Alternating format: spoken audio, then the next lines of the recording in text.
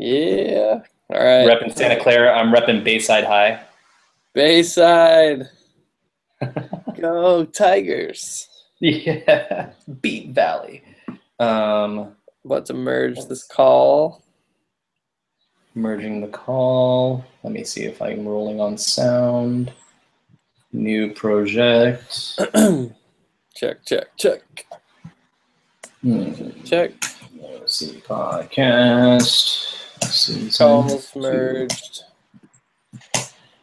Episode 26. So good. I was watching some baseball on my iPad here. You like my pop filter? That's pretty crip of you. Yeah, my blue tube sock. It's not just for easy cleanup, ladies and gentlemen. Gross. Trick of the trade. All right, I'm hitting record now too. Just like Joseph Gordon-Levitt does. He hits record. That show. I've seen ads for that all over the place. Yeah. I think you could have held out and had it on a different network. Yeah. Like a better network. I think so too. All right. All right, so we got pre-roll, mid-roll, all sorts of fun stuff. I never picked a team, so it's just going to be kind of me talking about Vins and then you talk about your team. Yeah, that's good. That's good. Because he already had the NL, so might as well just roll with that. And it's gospel, so yeah, you're just preaching, brother. Yeah, exactly. That's what Grandpa says. It goes. So you gotta respect your elders. All right. So okay. So we'll start with the pre-roll and then go from there. Well, let's do it. All right. Welcome to the IOC Podcast, Season 2, Episode 26. Ryan Siriaco, Dave Harding with you once again this evening. This is June 18th, 2015, on the eve of Father's Day weekend. And what better to give perhaps your father or yourself on this Father's Day weekend than a nice audiobook from audible.com. And we've partnered with audible.com for a free trial, free 30-day trial, which includes a free download for an audiobook. And so you'll be able to get that at audibletrial.com/IOC podcast. That's audible.com/IOC podcast. Over 150,000 titles to choose from for your iPhone, Android, Kindle, or MP3 player. That's audibletrial.com/IOC podcast. And without further ado, here comes episode 26 of Implied Oral Consent. Tap, tap, tap, tap. All right. I like it. We need to sign up for that, by the way. We do. We really do. Yeah. Yeah, that's free money. Okay.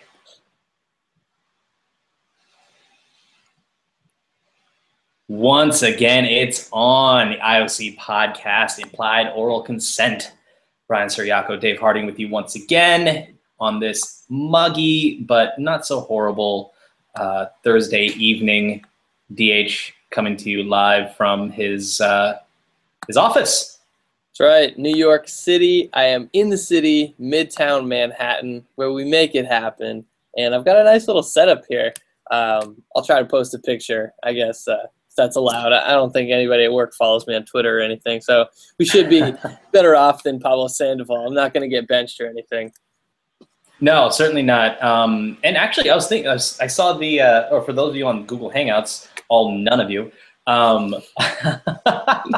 there's a TV over your right shoulder. So I don't know. I think it'd be kind of cool to put that on like SportsCenter or ESPN News and like have that put on mute. If get only a ticker in the background. If only I had cable. If I move into the cafeteria, we can totally do that. Yeah, maybe next time we can try out a different setup. I'm sure it's a lot more cavernous in the cafeteria, right? Oh, Oh yeah, I mean, and this is a pretty brand new spot, but I've definitely got the NYC vibe. I know I asked you on text, but I want to ask you now: how is the city of Cleveland doing post championship loss? Um, okay. Well, I guess they're not as devastated as you would think because they're used to it. You know, no, like Cleveland's not allowed to have nice things, and that was once again kind of proven this past week with their Game 6 loss against the now world champion Golden State Warriors. You know, they just ran into a buzzsaw. You know, the MVP just kind of woke up, and the team, frankly, was just way deeper than the Cavs. I had like at one time you could probably say that they're rolling 10, 11 deep on that bench or on that roster, whereas the already depleted Cavs roster had to scrape the bottom of the barrel and play guys like Mike Miller, give Mike Miller and James Jones significant minutes because of injuries to Kyrie Irving, Kevin Love, and and Anderson Varejao, actually from earlier in the season. So they gave a valiant effort. If they were at full strength, it probably would have been a lot closer of a series. But it's crazy. I was listening the very next morning. I couldn't wait to hear Sports Talk Radio's take on like how they would react and respond and move forward with everything for the season. And the thing that made me angry, and this like really just like straight up pissed me off, was that this team, the city has never won a professional sports championship, right? It's the city with the longest kind of winning drought or Yeah, I championship. think it's 148 professional seasons combined.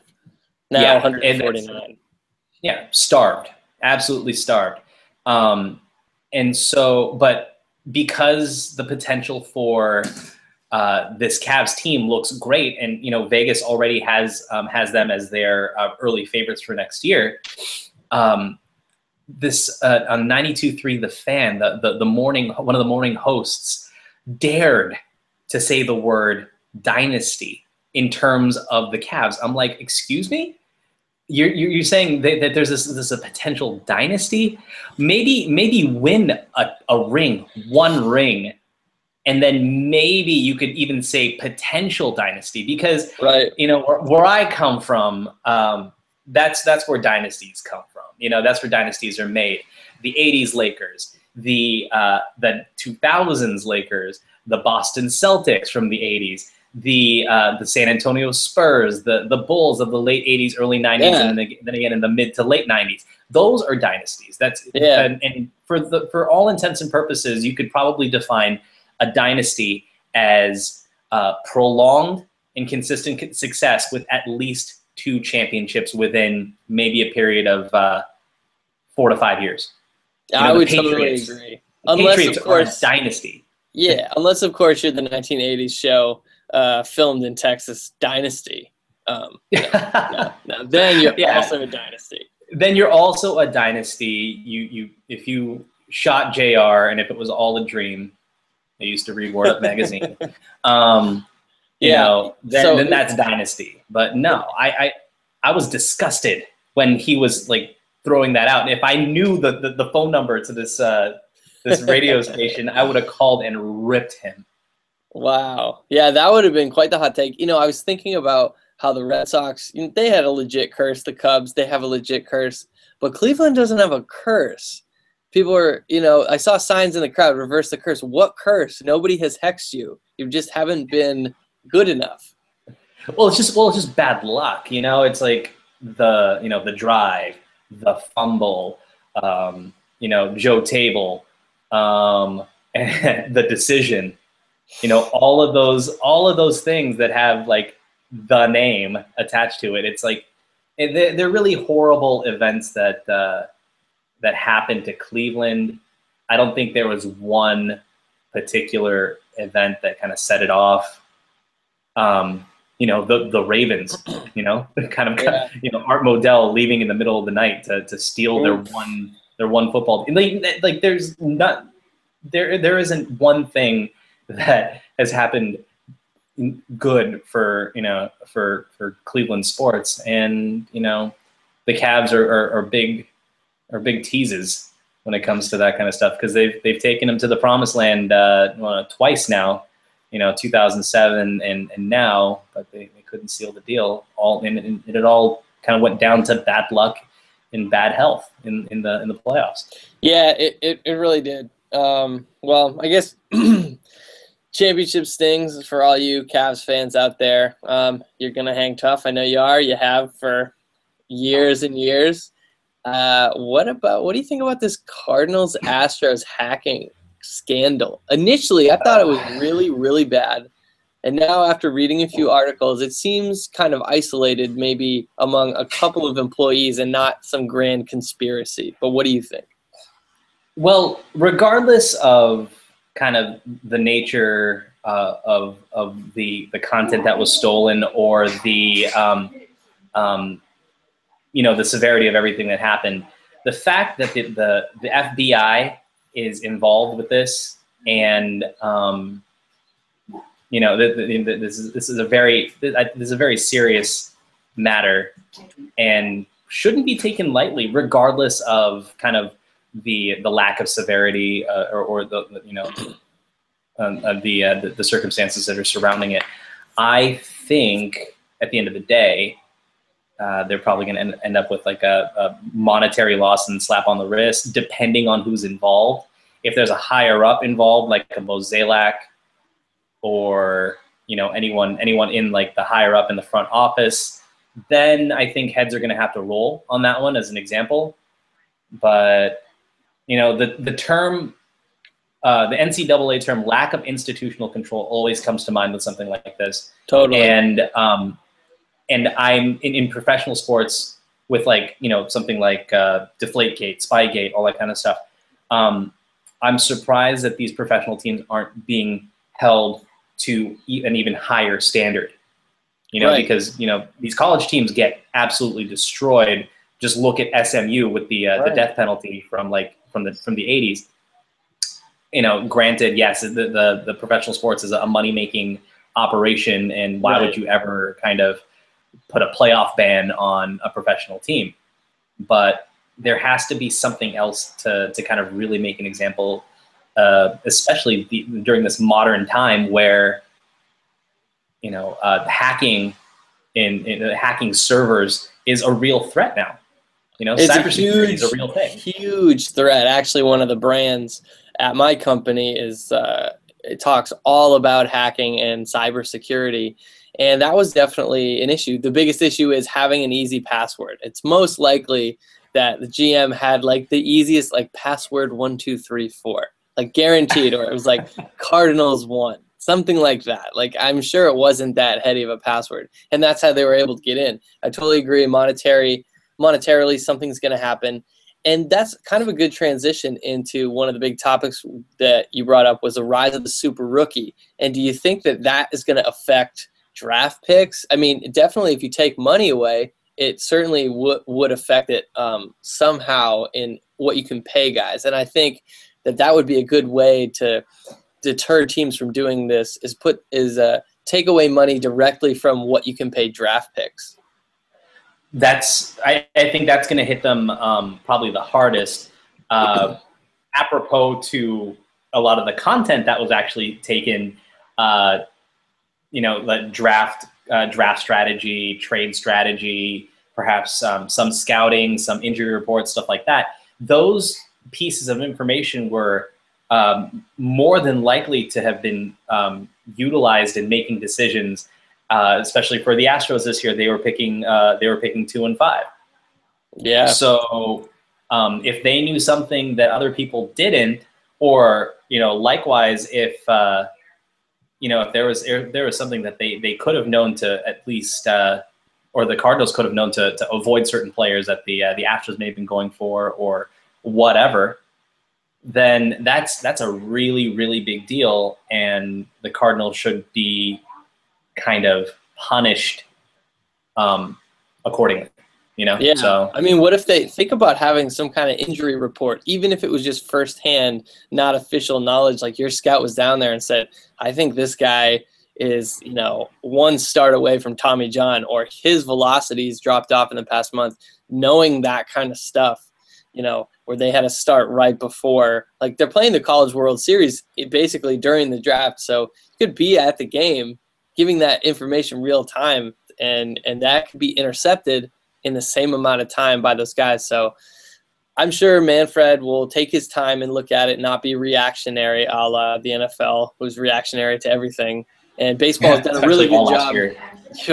Baseball has done a really good job, even with instant replay and seeing how things play out, listening to people when they speak up. And you've got Joe Torre in there, who's former manager during a time when technology was kind of taking form. So I think he understands that stuff like replay is going to be involved, and he knows how to maneuver that. So Manfred's got a good guy in Torre leading that charge.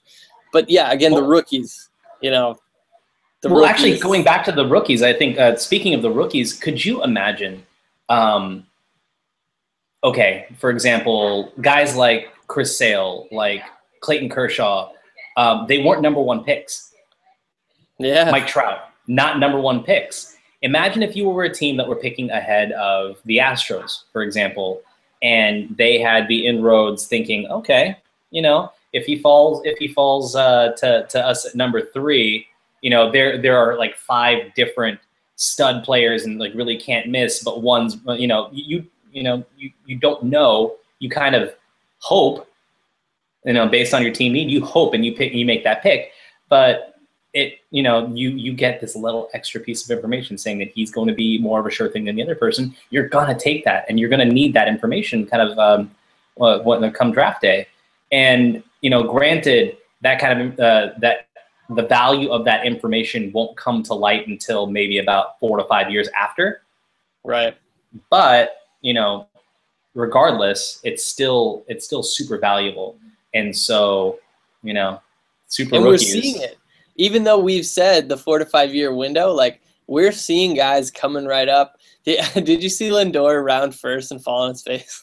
I of all like the kind of the rookie first moments, I think that's the best. That's like one of the best ones, the most entertaining, and it happened right in front of Miguel Cabrera. And he didn't let him. Gave him. Oh my God, gave him so much shit. It was great.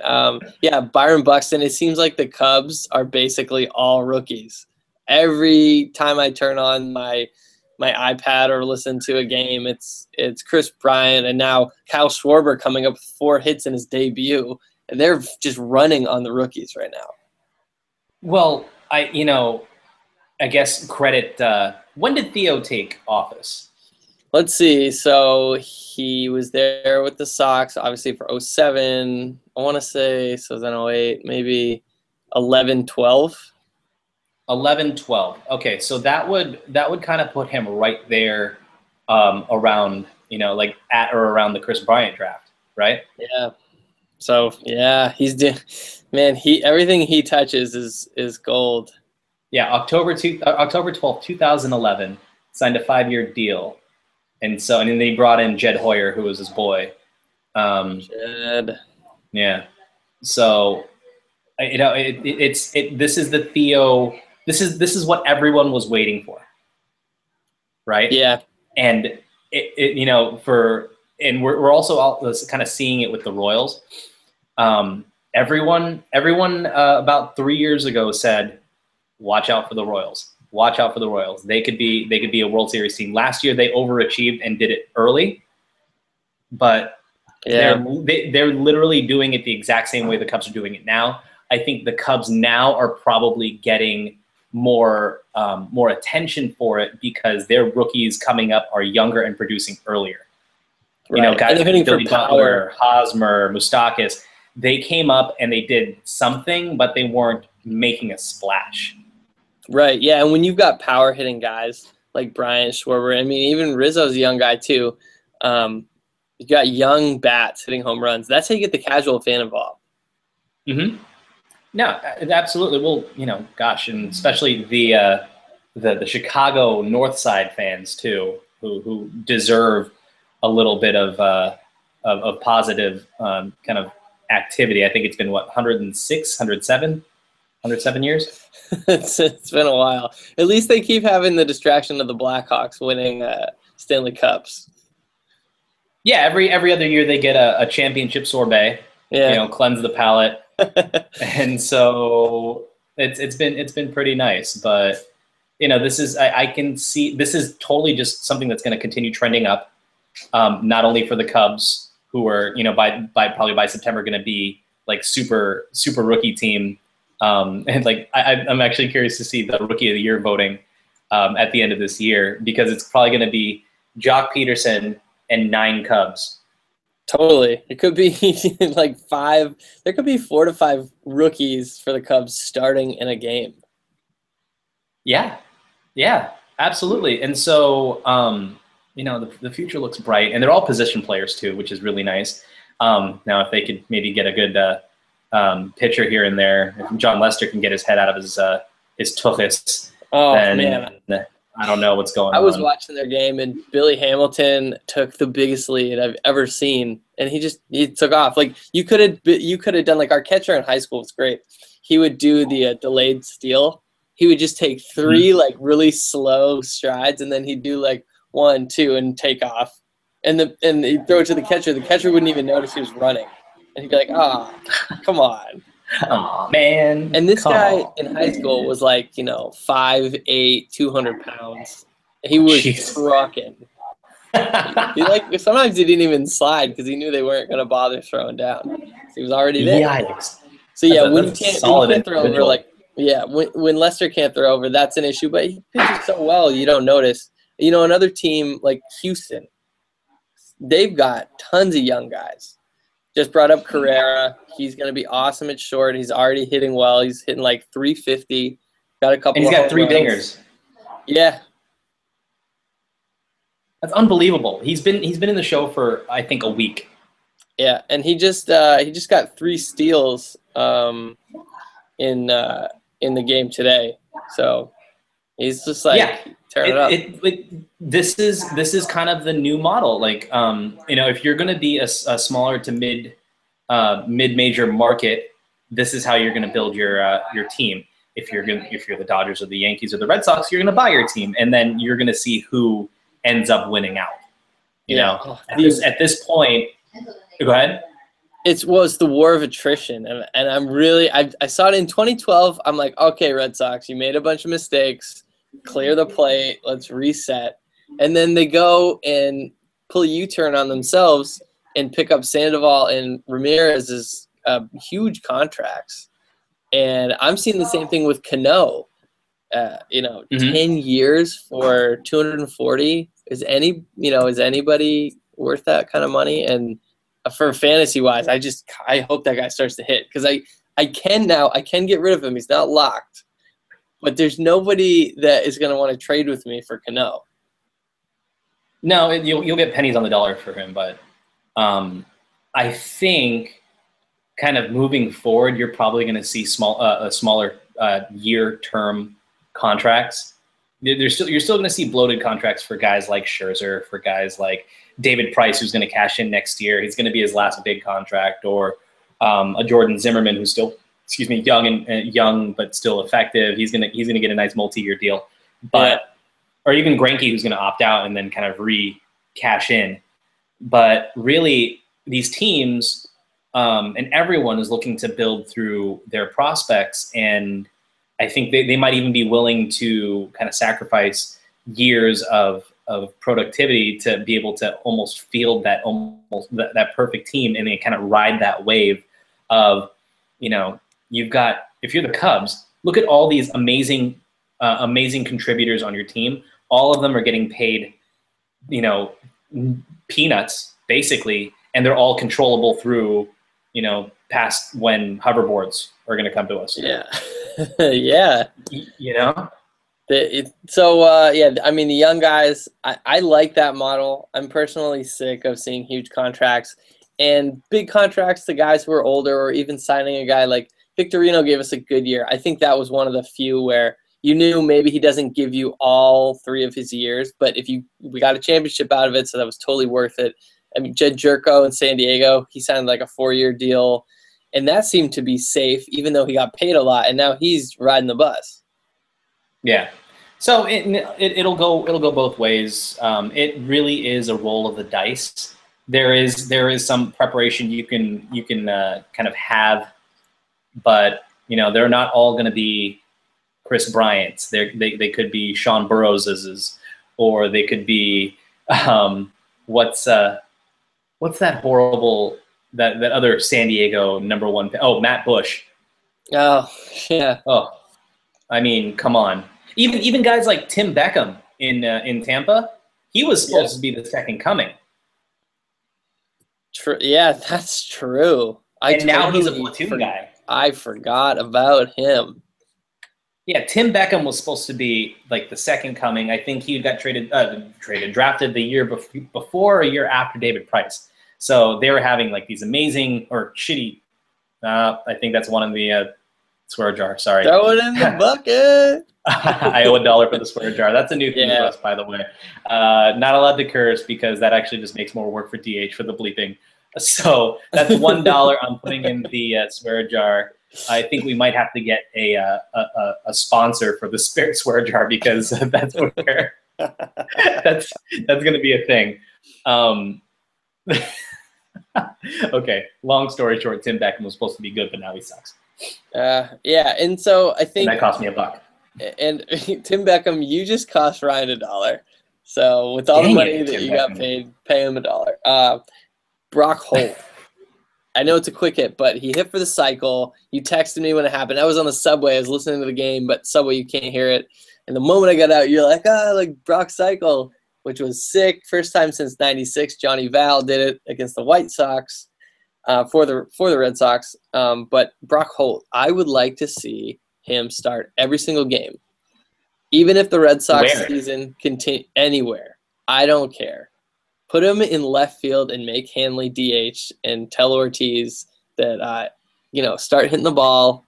Happy trails. Happy trails. Because he doesn't cost – the thing is he doesn't cost that much money. Why are we even bothering? Probably why they wouldn't feel as good benching a guy like Poppy or Hanley.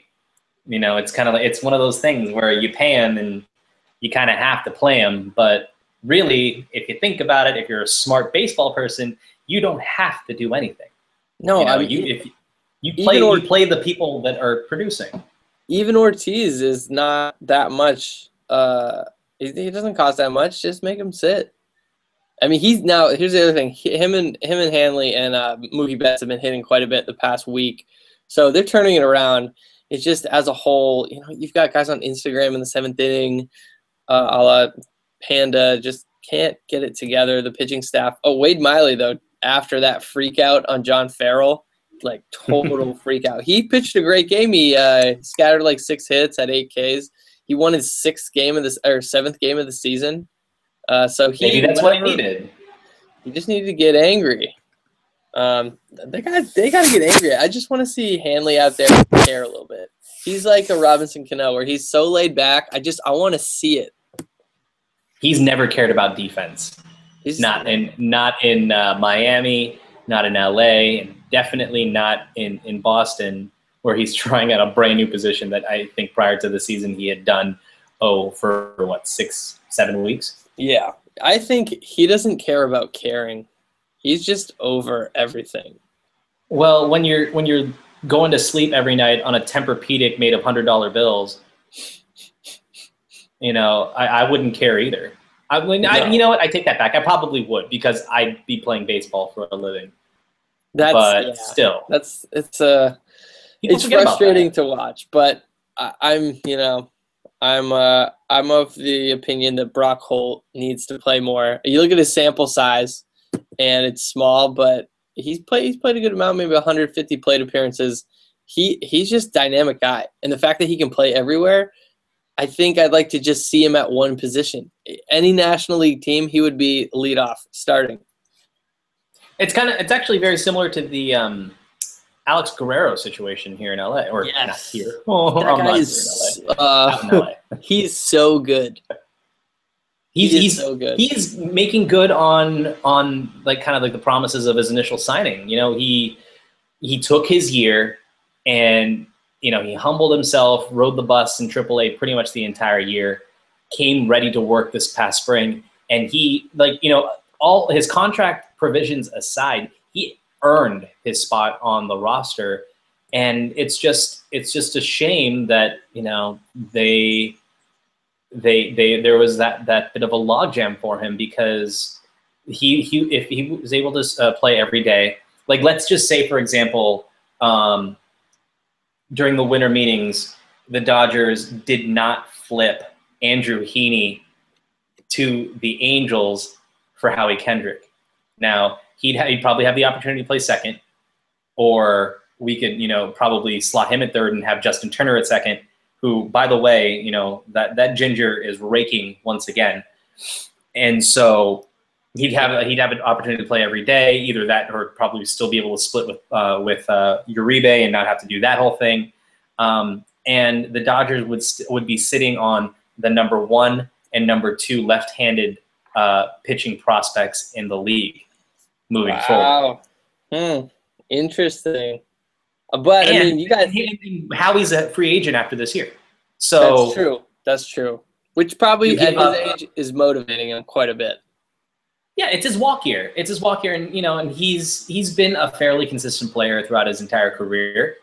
You know, kind of being in LA for that whole time, watching him come up through with the Angels. He's one of those guys that he'll always hit like 285 and have maybe 15 to 20 home runs. You know, 80 to 90 RBI, you know, very, very solid player and great, pretty, you know, kind of better than average glove at second base. Mm-hmm. But, you know, again, going back to the whole discussion of the super rookie, no matter how much money you have as the Dodgers, or as, you know, who has like the smallest payroll in the league, do you know? Smallest payroll. Let's look that up. I think it might be the Astros, right, or the Pirates, or the Reds, maybe low. But the Pirates, by the way, are 20-5 in the last 25 games. They're on a tear. Yeah.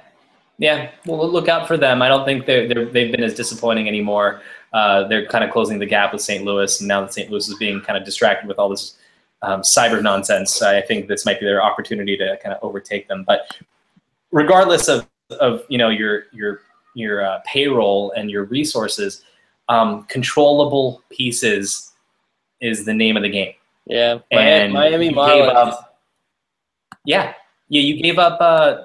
Miami, obviously the Marlins. The Dodgers gave up, I think, controllability through the 2020s on Heaney. For a guy that's walking after this year, who might not even be with the team. Wow. Interesting. Yeah. See, everybody who is just tuning in, you know, as a new baseball fan, there's so much more to it. You just gotta dig a little bit.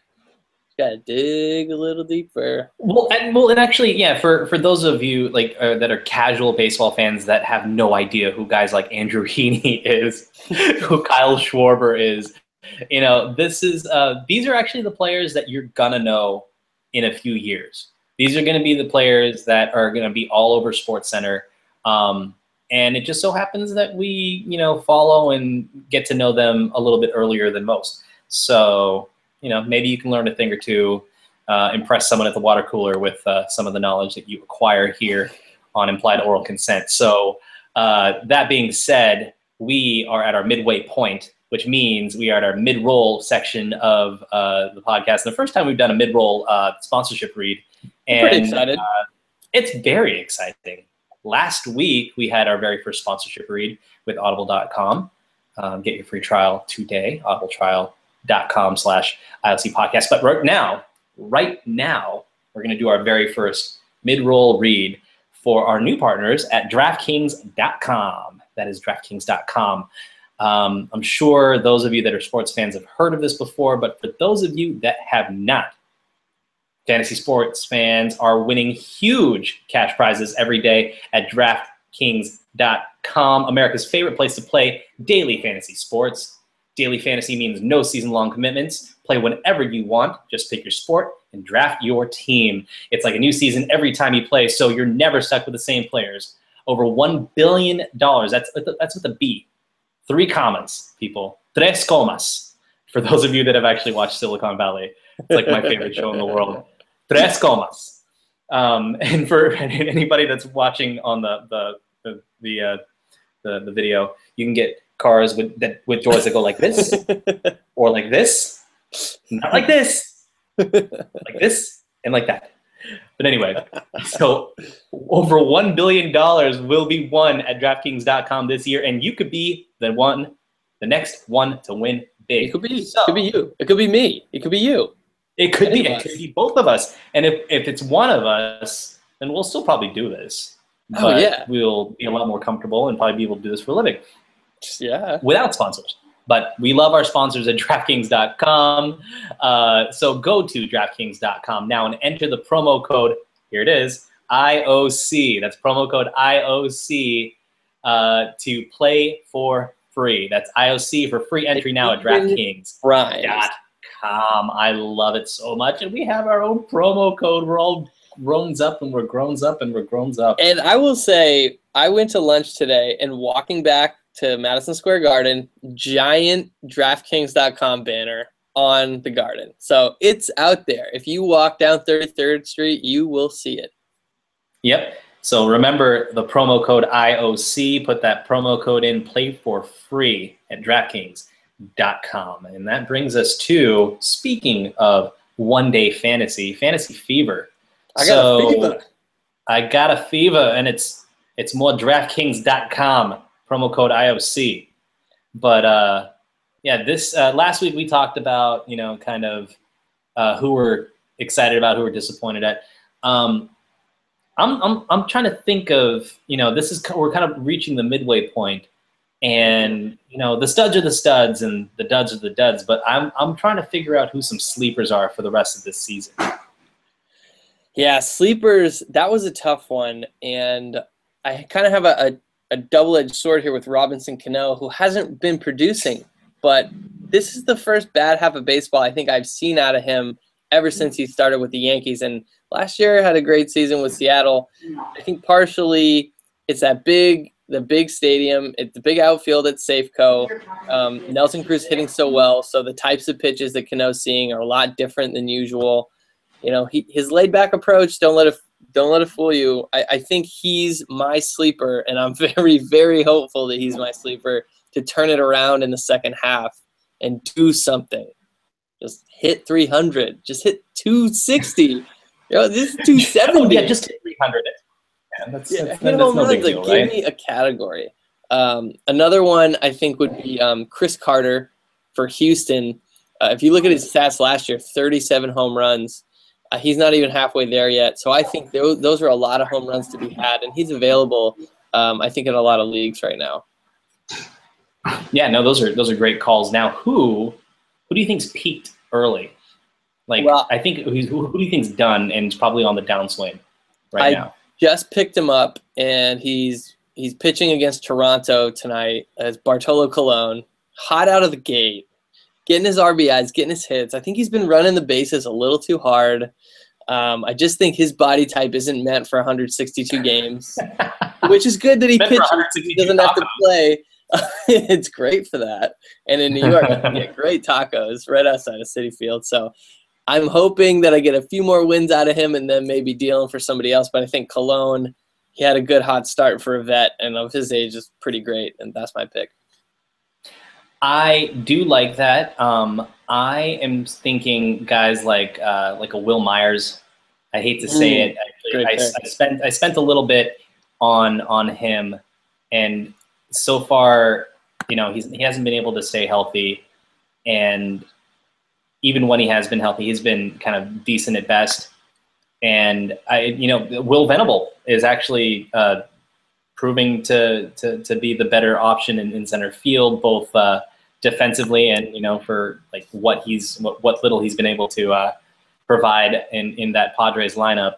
But Will Myers isn't doing me or anyone any favors this year in fantasy. So I've got him on the DL right now. I think it might take a week or two for me to again muster up the courage to drop him.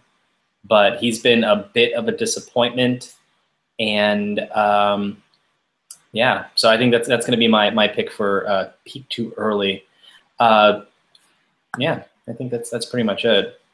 So yeah, fantasy is tough. It's going tough for me. So I'll say, like, I'm in 9th, but let me put it this way: it's 9 out of 10. So that sounds bad, but I'm only within 5 points of 4th place. So there's not a big separation. I just haven't been able to get over the hump. Every time I have a good night, everybody has a great night. And when I have a bad night, everybody has a bad night. So we kind of just stay put. So what I need is... Yeah, so it's just the schedule makers. Yeah. The schedule makers is kind of... Yeah, exactly. And how many games are left in the season now? Like are we at less than 100? We might be at less than 100. Yeah, so but it's still a lot. You can go on a crazy streak. You can probably rattle off 10, 15 in a row and then just kind of dig yourself out of this hole. So should be fine. Crazy thing about ours is that it's rotisserie, and so at the beginning of this week, I found myself as high as 3rd. Wow. But then kind of everyone else having their good week or good night, I dropped back down to 6th. But I'm looking at the numbers. My points and everyone else's points could shift at any given moment. Let's say I have a guy that, or Steven Souza, for example, drew 5 walks the other night in his first game against the Nats, and wow. So 5 walks. And when your statistical points, like 1 or 2 points away from the next person in the standings, that will shift you up and that shift that person down. And so, that it goes down to the last game of the season typically. So you have to play all 162 unless you just fall behind in statistical categories. You're in it pretty much till the end. So I'm not worried. Should be fine. To win it. So at the half, trades. Everybody's been talking about Hamels. Lots of pitchers being talked about. I haven't really heard about position players. I haven't been following too much. But it sounds like you guys, the Dodgers, are in the market for some pitching, and we kind of touched on that last time. Yeah, we touched on that last time. You got guys like Mike Bolsinger and Carlos Frias relying on them on the back end, and like as of tonight, as of right now, the Dodgers have lost 3 in a row to the Rangers, and that is with them putting Kershaw out on the mound last night. Still couldn't get past him. Joey Gallo actually destroyed one of his pitches. Yeah, so that was deep. Another super rookie, just absolutely making his mark on the game. And so you need more than you need some solid starting pitching up and down, and that's what the Dodgers were hoping to have, like on paper before a single pitch was thrown during spring training. They had probably one of the more formidable 1 through 5s in the entire league. Yeah, and, they did. Ryu goes down, McCarthy goes down, and all of a sudden, Brett Anderson, who's on a 1 year, who has brittle bird bones, is now your number 3. Yeah. Do you think that the A's are going to deal Stephen Vogt? Because I think that he's high right now, and Billy Beane could get a lot for him. I think if you're on the A's, it's kind of like Game of Thrones. No character is safe. Yeah, and anyone can be axed. So totally true. They obviously proved that last year and this past winter. And I don't know if Billy Beane is kicking himself for trading Josh Donaldson, who again is kind of living up to his kind of potential MVP form. He got Brett Laurie out of it, but that's Brett Laurie, and they have Josh Donaldson. So those guys, Donaldson and Russell Martin, are both on my team, and they're crushing. I don't know why I ever picked up Yadi Molina in the first week of the season, but in the second week, I dealt him immediately for Russell Martin. Yeah, I'm playing two catchers too. Like for one of my DH spots, I've got Russell Martin and Sal Perez. So Ooh, yeah, there you go. Power of yeah, it's pretty blue. smart. But trade candidates. I can see a fire sale happening in Cincinnati. Yeah, right after the All-Star game, get to see your Yeah, players. They can't trade them before. Oh, that would No be one can do so anything awkward. prematurely. That would be really awkward. Let's. They might as well do all their bobbleheads right before too. That would be the worst. It's it's Todd Frazier bobblehead night. Oh wait, he plays for the Mets. The Dodgers have a Juan Uribe bobblehead night scheduled for July. Yes. And they're because like they announced right after they traded him, they're like, he has contributed so much to this team and we love him, and so we're still going to honor it. Obviously we're going to give those out, but can you imagine that? It's just like you don't even wear that uniform anymore and they're giving away your bobblehead. Or your kid's like, hey, who's this guy? Oh, he used to play for the Dodgers. Oh yeah, win last week. Yeah, I know, right?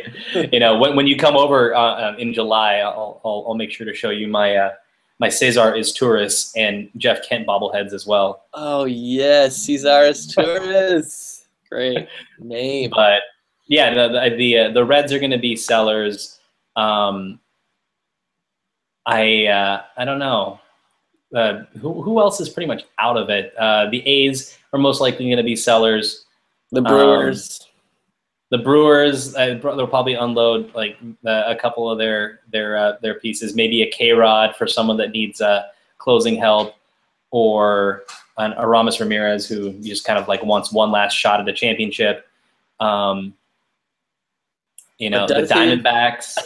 Does Aramis Ramirez really want to win a championship? I don't know. I'm not convinced. Think he cares either. I don't think he cares either. I think.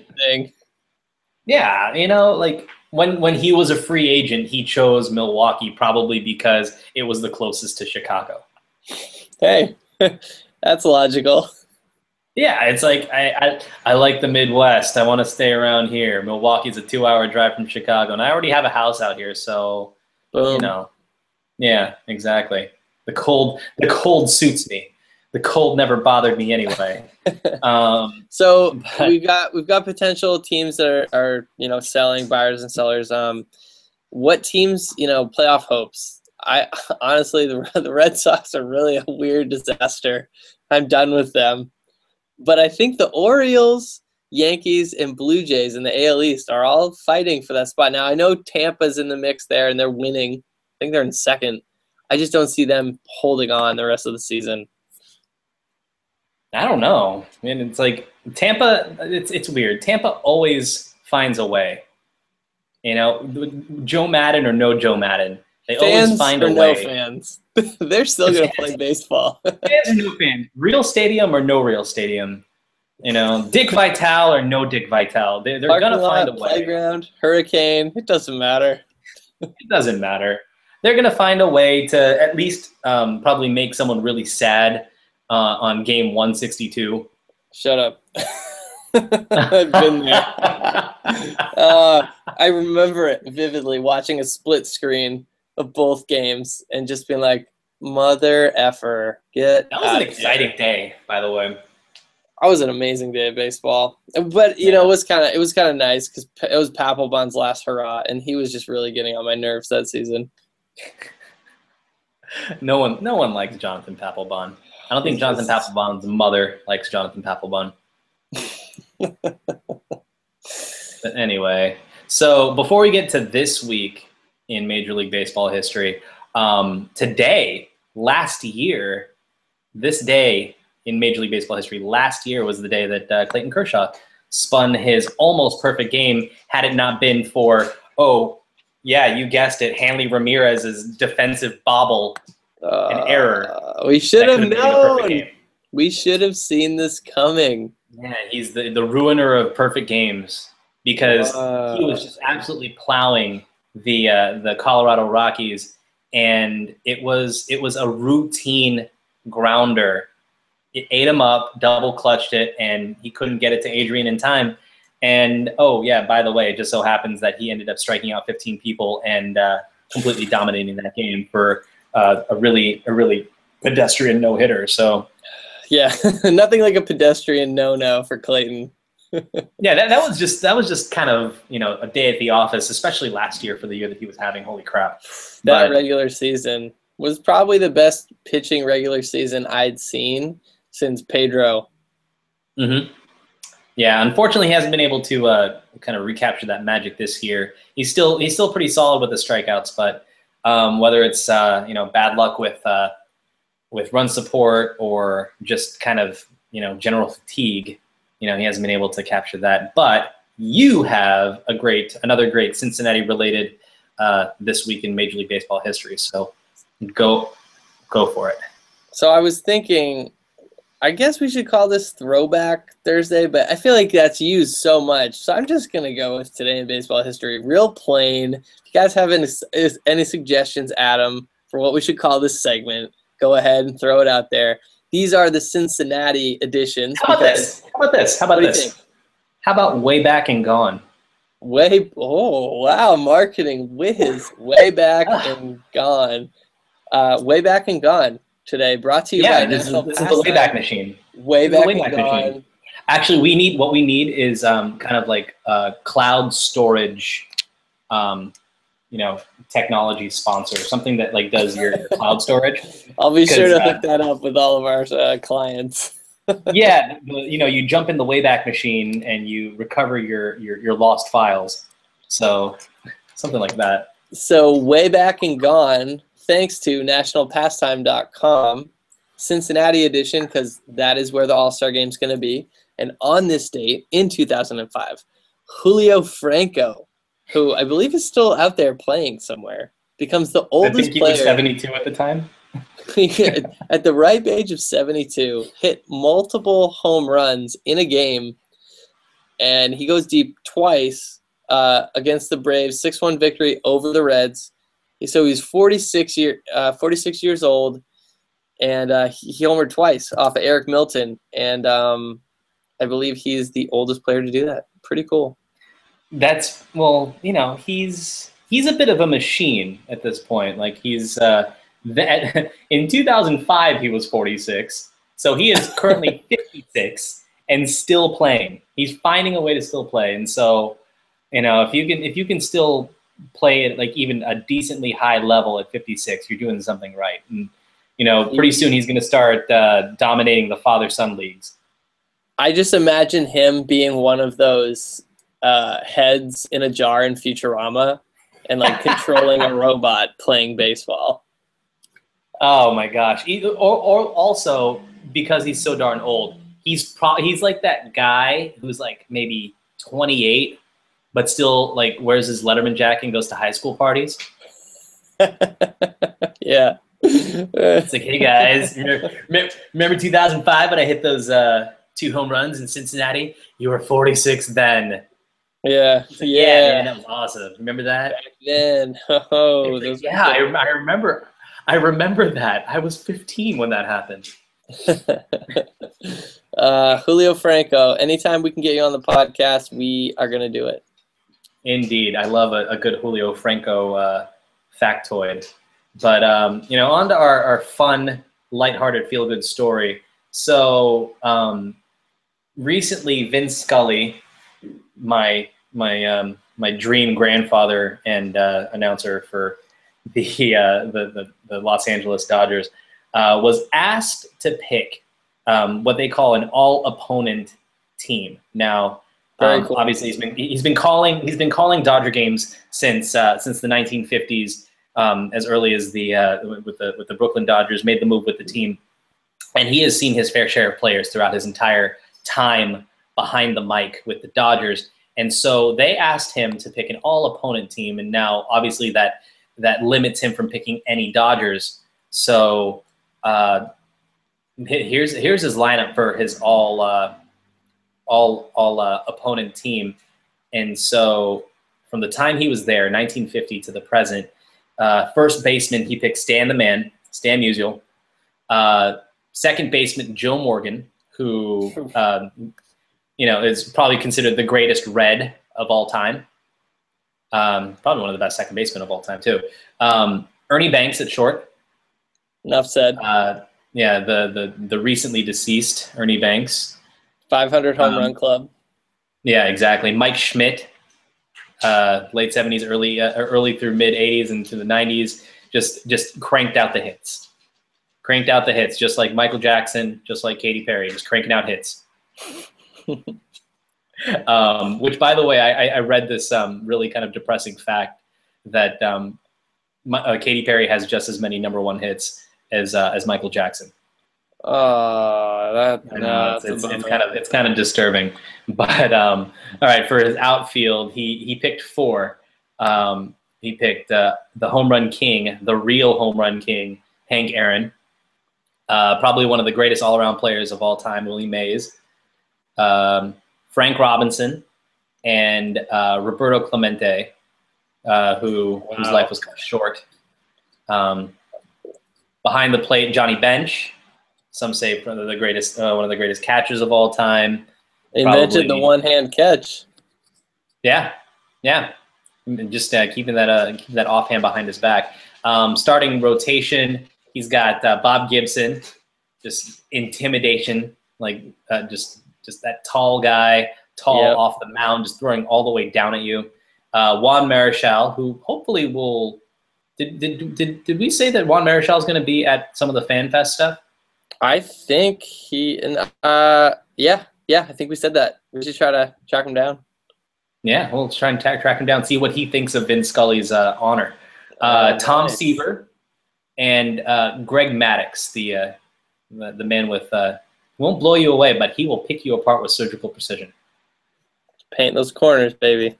Yep, and then Sutter or Suter. Some people call him Suter. I think the baseball name is Sutter. Suter. He's bona fide. Suter is the hockey Suter. This is Bruce Sutter. And then Hoyt Wilhelm. Obviously, he's not going to pick a guy like Mariano Rivera because he never really saw the Yankees and the Dodgers play against each other. So, true.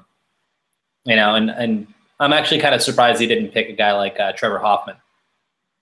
Oh yeah. Huh. Maybe it's the NL West rivalry. He had to distance himself a little bit. He's a little bitter. I think he only put one Giant on there. So nice. So yeah, when you brought that up and said, all right, all AL opponent team, and you said no Red Sox. So immediately, obviously, I thought, all right, who's killed the Red Sox? Mostly Yankees. This could have just been an all Yankees team from 99 to 2003. But I started off first base, Frank Thomas / Miguel Cabrera. Frank Thomas, Hall of Famer, Miggy, future Hall of Famer. Both guys mash. First and third for Cabrera. So then you've got DH Jim Tomei, who when I was a kid I thought his name was Jim Thumb. Well, like, how could you not? How could you not? Like that's thumb right there. Like just like knife, like knife. Like come on, knife. Edgar Martinez, because I feel like he gets overlooked a lot, and he was arguably the best DH ever.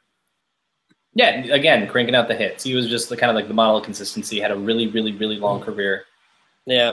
Second base, Robbie Cano, who is not doing well now, but he's got a .333 average against the Red Sox in 105 games. The captain, Derek Jeter, goes without saying. A-Rod has like 50 home runs against the Red Sox, so he's in there at third base with Longoria, honorable mention.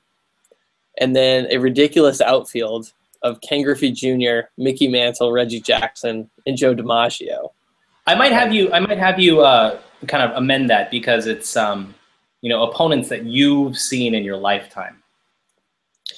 Well, true, but when initially it was 1950 to present, but it seen in my lifetime, I could go Junior Griffey in center, right field.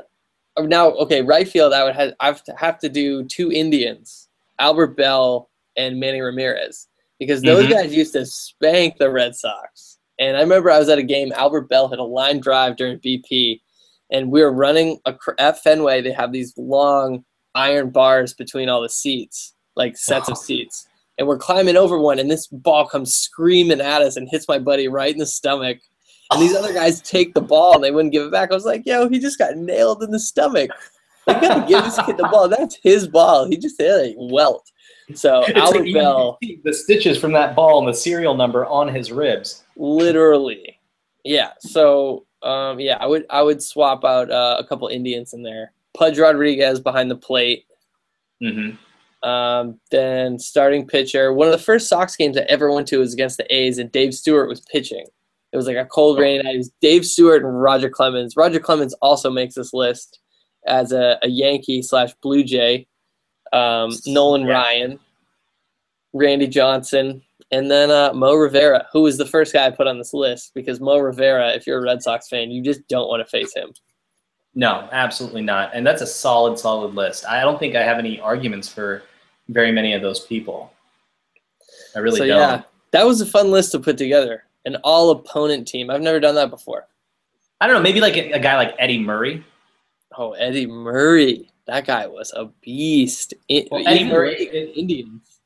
Yeah, Indians, Orioles. Yep. You know, he's there. He's seen his fair share of Yankees. So I would put him in there for kind of like all-time AL greats in my lifetime, for that matter. He actually played for the Dodgers as well. But yeah, aside from that, I really have no arguments there. So that's a really solid list. For anyone out there listening, if you want to kind of email us your list, and by that I really mean Adam, if you want to put together your list, go ahead and email us at theiocpodcast@gmail.com, or tweet it to us, depending on how many characters you can get that in. You can do multiples, or take a picture of a list that you wrote down and put that on there. Gram it. Nice. Yeah, you can gram it. Hashtag IOC me. We're so close. Final consent. I know, I love it. So, is there anything else? Quick hits before we get going?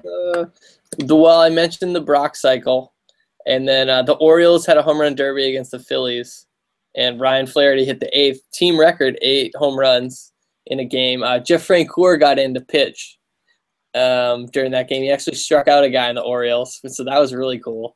That's kind of sad. I don't know. Would he do one of these things to try and get the ball, you know, like kind of wave to the to maybe get that ball for his trophy case?